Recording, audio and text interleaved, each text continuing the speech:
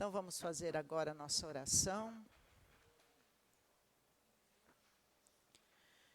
Vamos nos acalmando, entrando em sintonia com os nossos irmãos espirituais, que prontamente prepararam o ambiente para nós. Esta casa já está harmonizada, equilibrada, para iniciar os tratamentos e os trabalhos. Toda a equipe espiritual responsável por este trabalho, os nossos mentores, os nossos anjos de guarda, todos aqui reunidos, para que a gente possa absorver hoje o que o palestrante nos traz de pensamento, de lição, que possamos abrir os nossos ouvidos, abrir o nosso coração para o entendimento desta noite. E assim, agradecidos por esta noite, por este momento, por este encontro, nós vamos pedindo permissão para dar início a essa atividade. Assim seja, graças a Deus e graças a Jesus. E hoje o nosso palestrante é o Cosme, que já esteve aqui conosco, né? Vocês já conhecem. Quem não conhece, pela primeira vez, ele trabalha no Bezerra e vem aqui nos ajudar com a sua palestra. Cosme, agora é com você.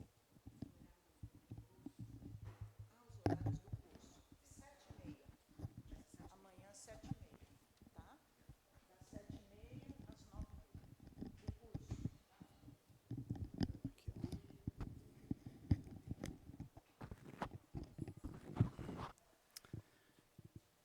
Testando.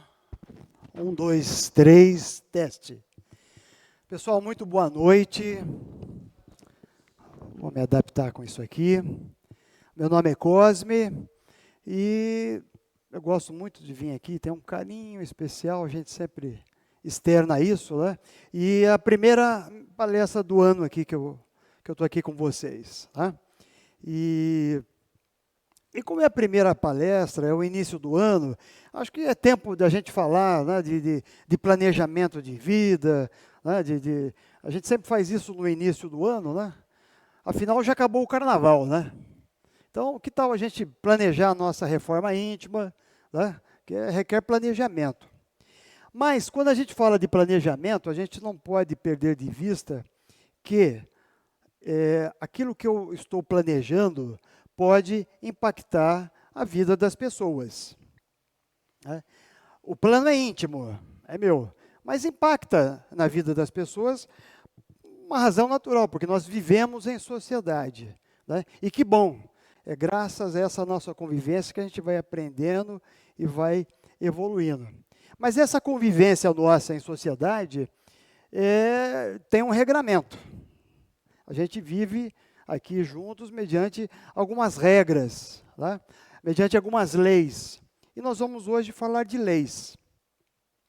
E é interessante quando a gente fala de leis, algumas coisas acontecem na cabeça da gente. Né? Alguém fala de uma lei, a gente quer logo saber onde é que está essa lei?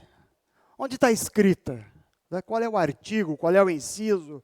O que é isso? É Código Penal? Né? A gente pensa nisso. Né?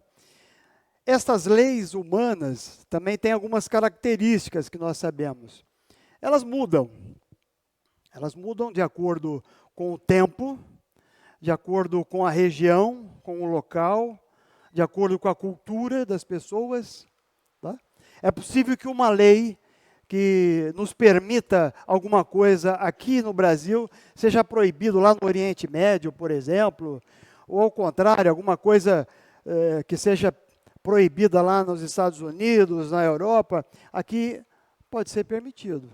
Né? Então, é uma gama, né, de leis, e são diferentes até. A gente pega, por exemplo, os Estados Unidos, um exemplo. ele tem um sistema de governança que não é federativo. Então, cada estado tem a sua lei. Olha só que loucura que é isso, né? Mas, enfim, é evidente que eu não estou aqui para falar dessas leis, né? Eu vim aqui hoje para falar das leis de Deus, as leis divinas, as leis morais. Mas por que eu fiz esse preâmbulo das leis humanas? Já para fazer uma comparação. Primeiro que as leis divinas, elas são imutáveis. Maravilha. Elas são sempre as mesmas. Pode ser aqui, pode ser do outro lado do nosso planeta, são as mesmas leis. E não mudou em relação ao tempo. A mesma lei divina de 2023 anos atrás, ela continua até hoje.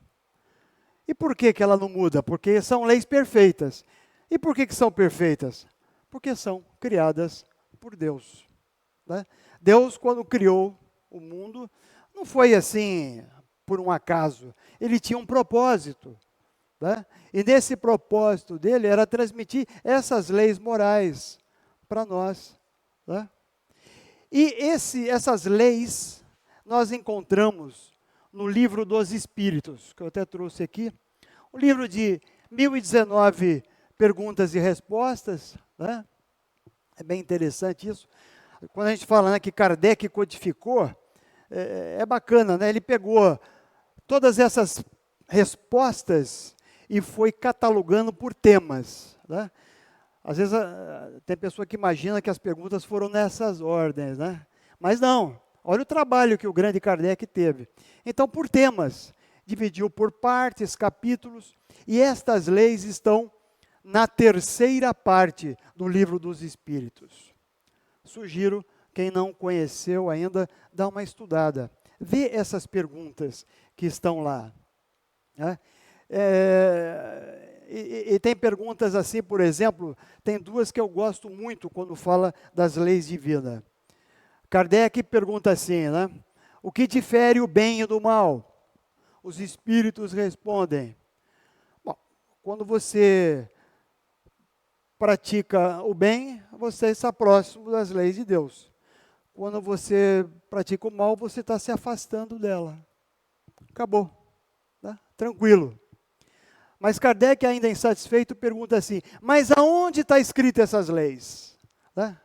A gente não tem curiosidade de saber qual é o inciso, qual é o código que está isso. Kardec teve essa dúvida.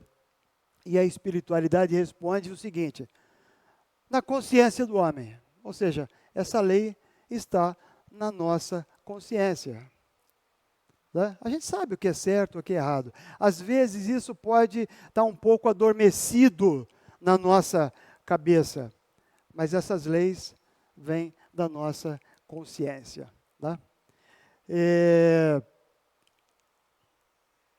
E nesse capítulo, ele fala o seguinte, né? Ele cita 10 leis. 10 leis. Então vamos lá, eu tenho comigo que a espiritualidade, até para facilitar, porque a resposta foi, está na nossa consciência. Mas pode ficar um pouco assim vago, né? Aí Kardec até pergunta, mais ou menos assim, escuta, eu posso classificá-las em bloco de 10, como fez Moisés, né? A espiritualidade responde, ok, desde que não seja um conceito fechado, porque a doutrina espírita, nada é fechado, né? Então ele sugere, pode fazer, né? E eu vou até ler para vocês as 10 leis, para que a gente não perca nenhuma delas e a forma que elas foram escritas. Então, olha só que legal a espiritualidade, foi camarada com a gente, né? Está na minha consciência, legal, mas vamos definir 10 grandes blocos de leis.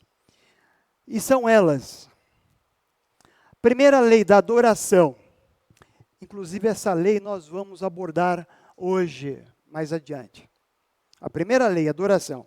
A segunda, do trabalho, reprodução, conservação, destruição, sociedade, progresso, igualdade, liberdade e a última, vejam que interessante, ele aglutinou 3 grandes virtudes, vamos dizer, numa lei só: justiça, amor e caridade. Então, basicamente, as leis de Deus, vamos dizer assim, estão nesses 10 blocos, mas como os Espíritos disseram, mas isso não está fechado aí, né? Muito bem. A primeira lei é a lei da adoração. Eu tenho comigo o seguinte, é a primeira lei que eles citam. Então, a espiritualidade está nos dizendo mais ou menos assim: olha, se você quer seguir as leis de Deus, as leis divinas, vamos começar com a adoração, né? Vamos adorar a Deus, que é a primeira lei.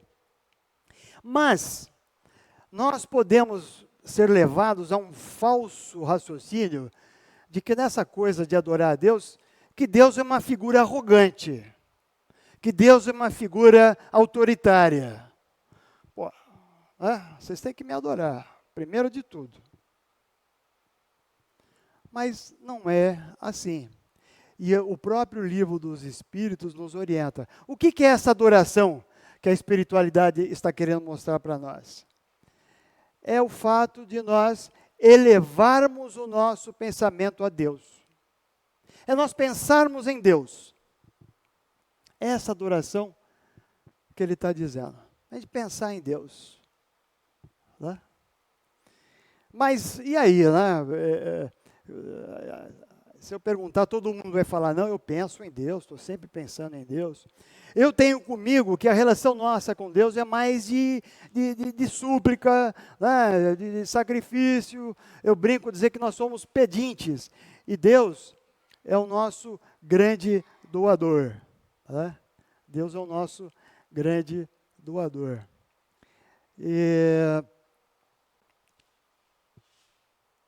Mas, quando ele fala da adoração, né,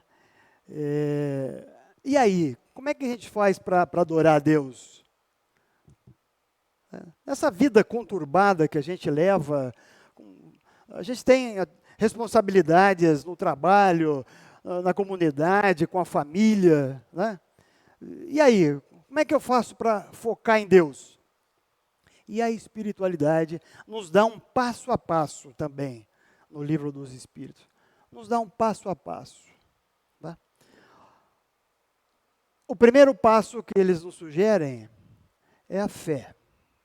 Olha que legal. É a fé.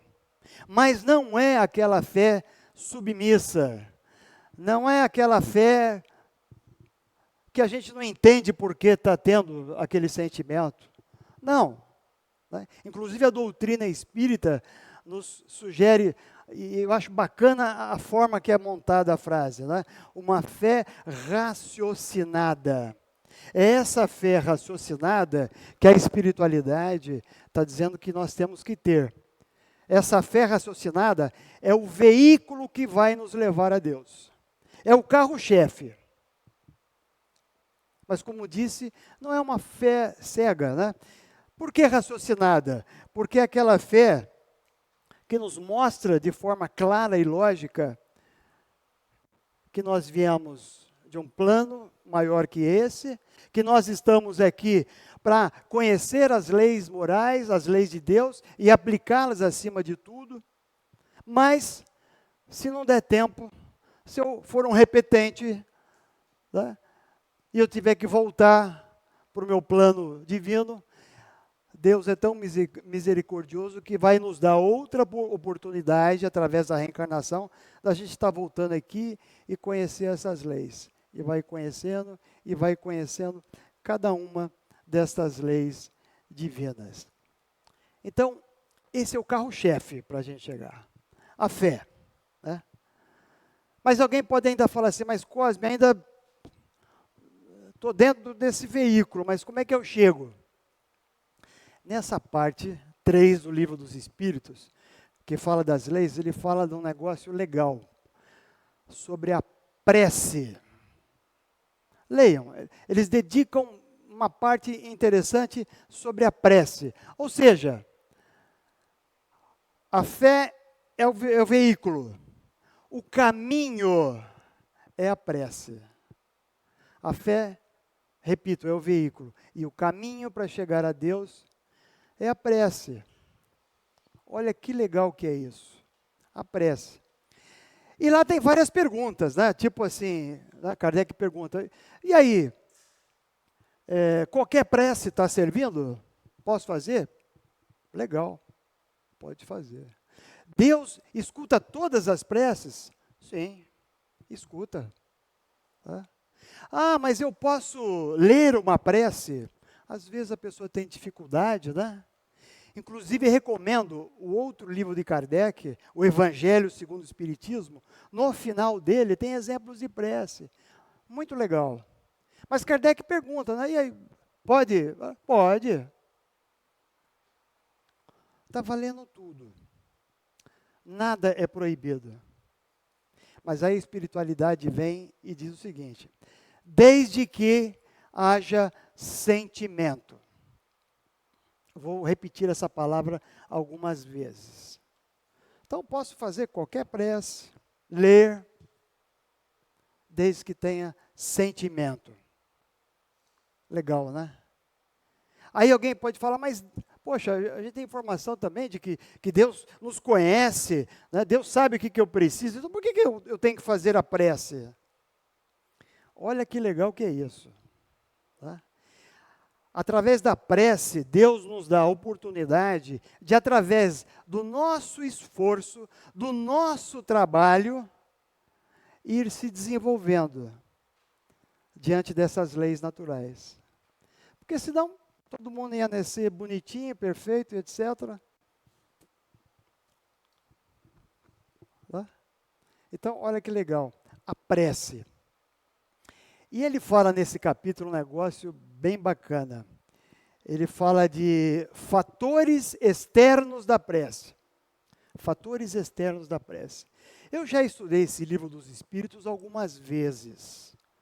E toda vez que eu estudo, acho que talvez 4 ou 5, a gente vai agregando mais coisas. E quando eu faço uma palestra que eu vou estudá-lo, eu aprendo mais ainda.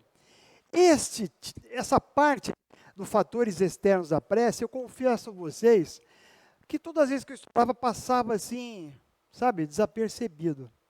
E eu falei, nossa, que coisa interessante isso. Vamos dar alguns exemplos, né? Genuflexão. Palavrinha bonita e difícil, né? O que é genuflexão? É o ato de nós ajoelharmos. Legal? Então é perguntado aos espíritos, olha, é imprescindível que para que eu faça uma prece e me comunique com Deus, eu tenho que me ajoelhar? A minha genuflexão é imprescindível? Eles dizem que não. Ah, mas é proibido? Também não é proibido, desde que tenha sentimento. Mas nessa do ajoelhar, eles vão um pouco mais adiante. Desde que tenha sentimento, legal. Mas desde que seja verdadeiro. Mas como isso, Cosme? Porque, gente, vamos lá, nós, seres humanos, somos capazes de muitas coisas, né? Talvez quem esteja lá no fundo vai me enxergar. Vamos imaginar que eu chegue aqui para vocês agora e me ajoelhe aqui. Estou aqui ajoelhado, bonitinho. Por que ele fala desde que seja autêntico? Porque de repente eu estou aqui nessa posição de genuflexão, né? Primeiro enganando a minha própria consciência e talvez enganando cada um de vocês. Alguém pode estar pensando assim, poxa, o Cosme é o cara, hein? Olha lá, ele está ligado com Deus, está de joelho ali. Vale tudo, desde que essa posição tenha sentimento e seja real. Porque senão, principalmente com a minha idade, vai dar uma dor nos joelhos, né? Mas a gente tem que, é legal isso. São rituais bacanas, não estou dizendo, não estou desmerecendo. Muito pelo contrário. Mas isso pode acontecer com a gente. Falsos profetas, falsos cristos. Tá? Se você se ajoelha, perfeito, legal. Desde que tenha sentimento. Né? Vamos falar de outros fatores externos. E esse é bem interessante. Né? Quem faz palestra ou vem aqui fazer os avisos, vai entender o que eu falo. Quando a gente chega aqui na frente e fala assim, bom, sejam bem-vindos, tal, vamos fazer a nossa prece. Seja a inicial ou a final, é muito interessante. Isso não acontece só aqui no Ser Luz. Em várias outras casas que eu frequento. Pode ter 500 pessoas, pode ter 2 pessoas. Quando a gente fala assim, vamos fazer uma prece, as pessoas começam a se acomodar na cadeira. Né? Legal, confortável. Algumas estão com o braço cruzado, descruzam. Algumas estão com as mãos assim, ou assim em cima do joelho. Outras ficam nessa posição que eu acho linda. Algumas pessoas fecham os olhos, outras abrem. Algumas elevam o olhar para cima, como se estivesse conectando com Deus, outra assim para baixo. Está valendo tudo, né? Desde que tenha sentimentos. Né? Porque é interessante isso que eu estou falando, que a gente observa nas plateias. Né? Porque, vamos lá, de repente a pessoa está de perna cruzada, já até ouvi isso, né? E a pessoa descruza rapidamente a perna, que é a hora da prece, né? Aí eu pergunto a vocês, porque eu não encontrei, aonde está escrito na literatura espírita que nós não podemos fazer uma prece de pernas cruzadas? Eu não achei. Se acharem, me corrijam, por favor. Ah, mas Cosme, isso é uma falta de respeito. Eu estou me segurando para sair desse espaço da gravação, mas eu vou. Isso é uma falta de respeito. Vamos lá, vamos pensar bem. Será que essa falta de respeito, ao fazer uma prece de estar de pernas cruzadas, é uma falta de respeito porque Deus instituiu isso conosco? Ou é uma falta de respeito que a própria sociedade estipulou, convencionou isso para nós? Fatores externos. Né? É errado? Também não é errado. Mas não tem nada que proíba. Então, vamos pensar lá. Pensa bem, a gente pode fazer a prece de qualquer forma, em qualquer lugar. Aqui dentro da casa espírita, numa igreja, no seu trabalho, na sua casa, no quarto, na sala, no banheiro. Às vezes até no trabalho, o local mais privativo que temos é no banheiro. Né? Então, está valendo tudo. Né? Se eu quiser fazer uma prece sentado, em pé, deitado, de ponta cabeça, está valendo. Não tem nada que nos impeça. Desde que tenha sentimento. Né?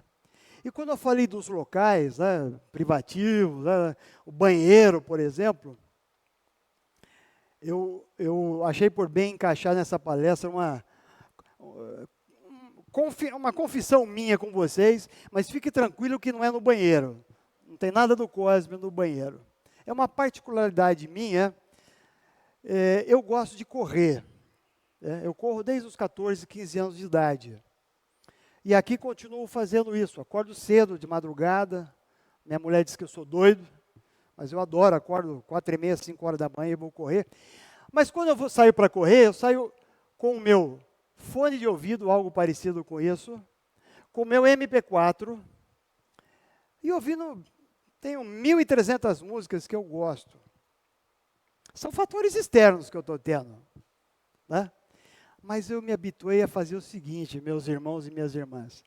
Os primeiros 5 minutos dessa minha corrida, de 5 a 7 a 8 minutos, não passa de 10, eu faço uma prece. Começo a agradecer tudo ali, já o que aconteceu na minha vida, e vou fazendo. Gente, vocês não sabem o quanto é gostoso isso. Já me acostumei. E é muito bacana.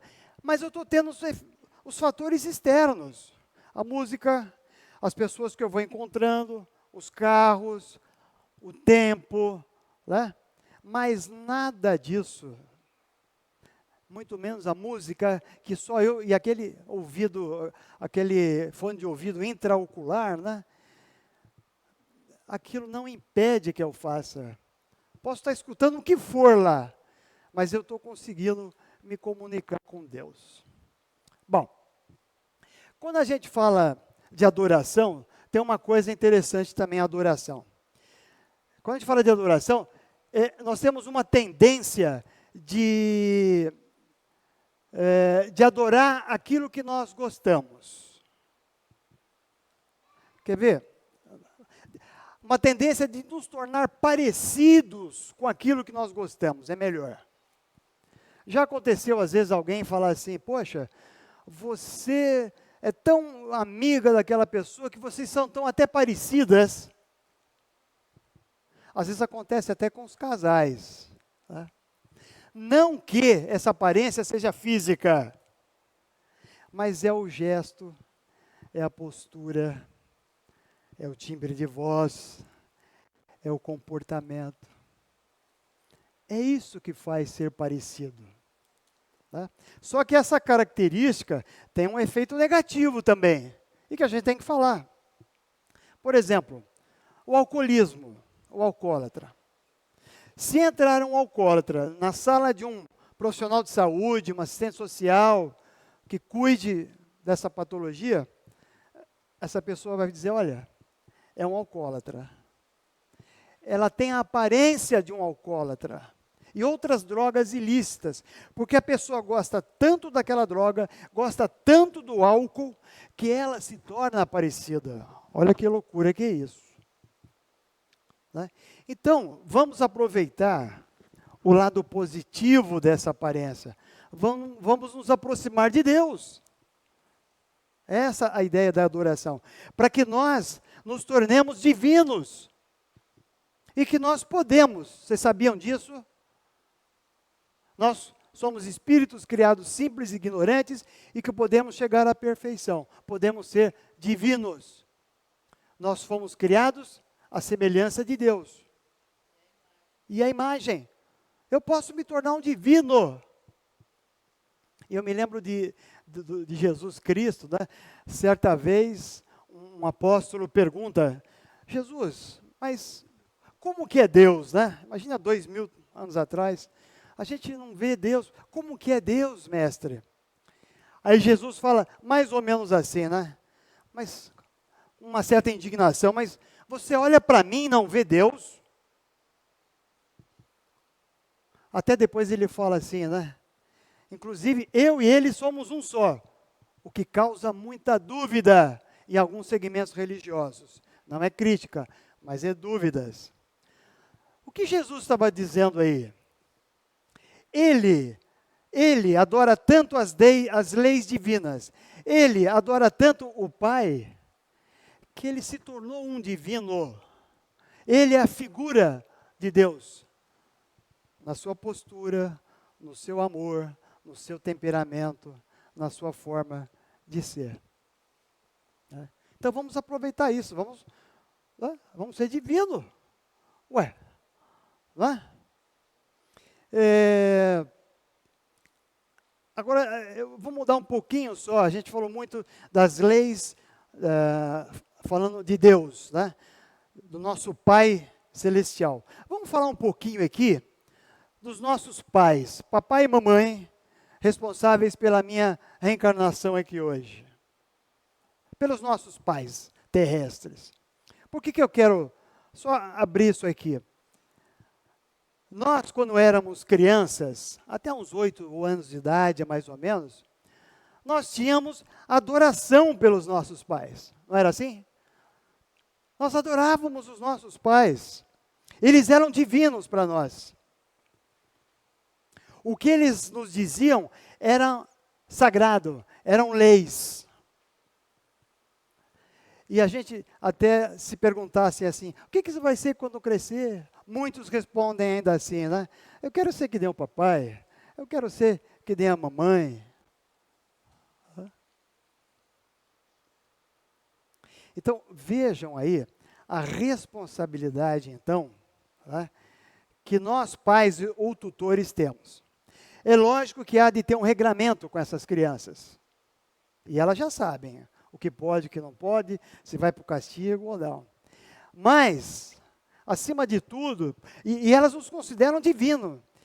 Então, nós estamos como pais aqui, mas muito mais essa atribuição de ensinar a viver em sociedade, temos que também levar para essas crianças as leis divinas, as leis morais. Temos que levar. Por isso que é importante o trabalho da evangelização infantil que as casas fazem, e aqui eu sei que faz também. É importante os pais levarem isso também para essas criaturas, para que elas tenham menos conflitos quando crescerem. Porque vamos lá, vamos pegar um adolescente, né? A gente já teve filho, já fui adolescente, 14, 15, 16 anos, é uma fase complicada, Um dos primeiros conflitos que às vezes acontece com o adolescente, ele adorava os pais até os 8 anos de idade, 9. Aí depois ele começa a ter discernimento, e ele começa a observar que aquelas leis que os pais impunham a ele, eles não seguem. Aí, peraí, cria um conflito na cabeça daquela criança, né? Se ela tiver mais familiaridade com as leis divinas, ela vai melhorar isso. Mas vamos pegar um pouquinho mais pesado. Vamos pegar agora um exemplo de uma jovem que tenha 18, 19 anos, já é maior de idade, fruto de um namoro, ficou grávida. E vai contar para o pai e para a mãe, aquele que ela adorava quando tinha 8, 9 anos. E esses pais, em função do que convencionou-se pela sociedade, vai e sugere a essa jovem um aborto. Ah, mas Cosme, isso aqui não acontece mais hoje. Acontece, gente. Acontece. Mas por que eu estou falando isso? Imagine a cabeça dessa moça, né? Adorava os pais, foi, né? Agora vamos pensar, se essa pessoa tiver uma boa base de evangelização infantil, ela, mesmo fruto de uma relação indesejada, como o pessoal fala, né? Ela vai saber tomar a melhor decisão, porque ela vai saber, por exemplo, que aquele espírito que ela está trazendo ali, houve um planejamento lá no mundo espiritual, que ele tivesse a oportunidade de estar aqui, conhecer as leis divinas e evoluir. E ela sabe que se ela fizer isso, ela está cometendo um grave erro. E nós sabemos, o espírito aqui encarnado, que, né, um aborto provocado, ele vai ter problemas. Essas são as consequências da vida, né?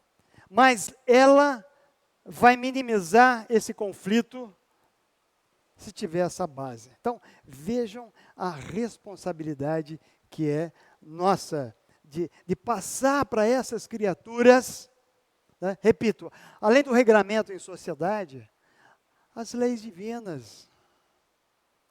Tá? As leis divinas. Bom, eu vou encerrando aqui, contando uma historinha para vocês, que eu achei muito bacana, muito legal. Né? Vou terminar com essa história. Vou abusar mais 5 minutos de vocês hoje. Tá legal? Certa vez tinha uma senhora, já de meia idade, que ela tinha que fazer uma viagem distante e tinha que ser num curto período de tempo. A única opção dela era ir de avião. Ela nunca tinha viajado de avião. E morria de medo de avião. Quem nunca viajou de avião e tem medo, vai entender bem essa história. Ou até quem já viajou, também. Mas acompanha o raciocínio. Ela não teve outra opção. A senhora já viajou de avião? E tem ainda um receio. Ela superou as primeiras dificuldades. Chegou no aeroporto com a bagagem dela, embarcou, fez o check-in, foi até onde é o portão de embarque, aguardou a sua chamada, mostrou seus documentos, entrou no avião com a sua bagagezinha de mão, apavorada, mas entrou, procurou o seu assento, achou, primeira vez, hein, porque tem gente que se perde. colocou sua bagagenzinha lá e sentou na janelinha. Morrendo de medo. Aí começa os procedimentos de segurança padrões. Quem já viajou sabe, é assim. O avião começa a mexer, a se deslocar, o comissário, a aeromoça vem e fala, olha, em caso de emergência, desce as máscaras de oxigênio, né? O assento, ele é removível e flutuante em caso de cair no mar. Já começa... E vai. Aí o avião pega o começo da pista, o comandante fala assim, atenção, senhores passageiros, a decolagem está autorizada. O avião começa uma velocidade, vai aumentando, e a gente vai pensando, nossa, entrou 300 pessoas aqui, quantas malas do tamanho da minha, quantas aqui, será que isso aqui vai voar? Aí ele chega. Ufa, não é assim que a gente faz? Subiu. Só que, aquela primeira viagem daquela senhora, começou a chacoalhar o avião. Começou a chacoalhar, pular.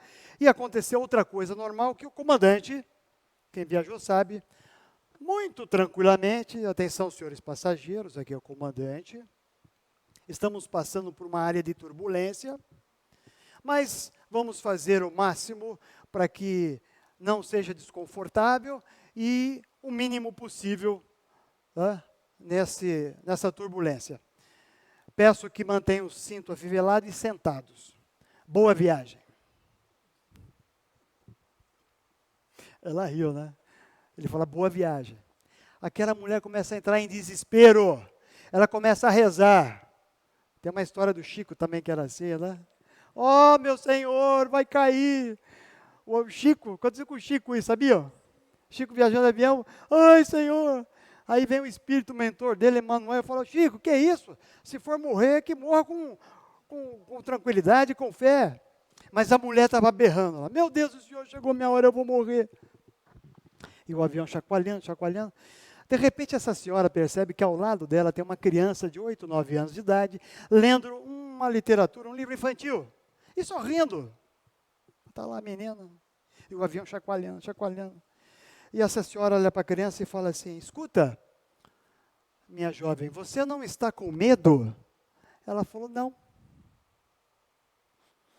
E continuou lendo o livrinho dela. E o avião pulando, aquela coisa ficando muito complicada. Até uma hora que ela não aguenta e fala assim, mas minha criança, me diga o seguinte, por que você não está com medo?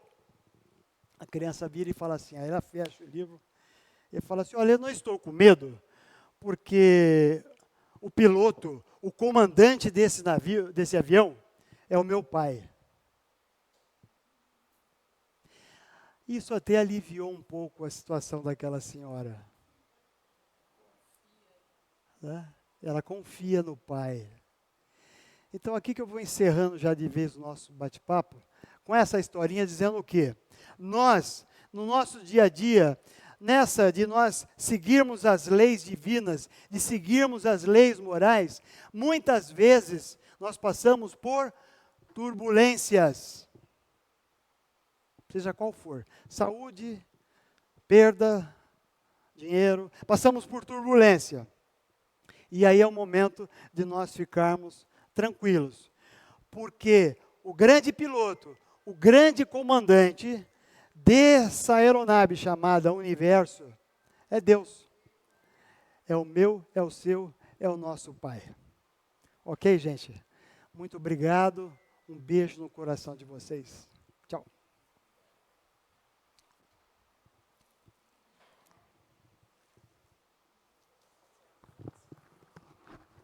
Você vai fazer? Ó.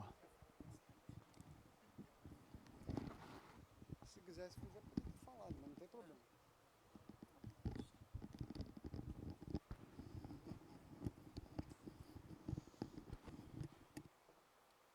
Então vamos silenciando o nosso coração, a nossa mente. E vamos agradecer a oportunidade de mais um dia estarmos vivos, estarmos reunidos.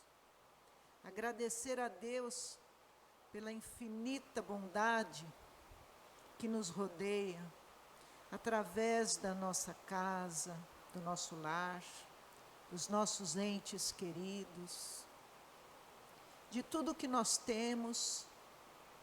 Agradecer por tudo que somos, por tudo que conquistamos e por novas conquistas à frente. E vamos tirando o que nós temos de melhor dentro de nós e vamos espalhando gratidão, amor, entendimento, harmonia, equilíbrio a todos os irmãos que neste momento necessitam.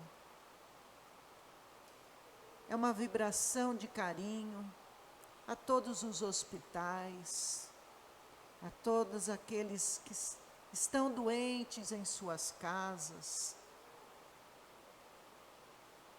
aos moradores de rua, que não pode ter um teto, um lar,